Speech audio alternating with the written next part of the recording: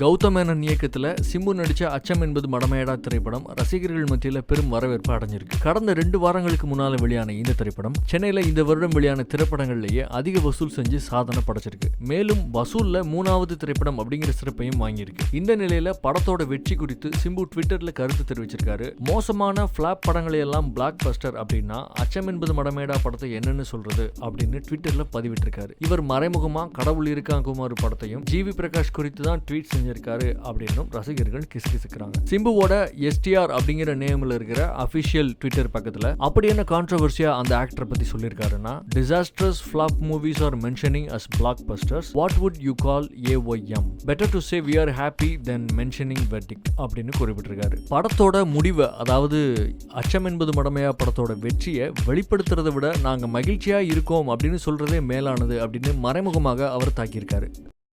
விவேக் சார்னா ஞாபகம் வருது, அவருடைய ஓடாத டிவிஎஸ் 50 தான்.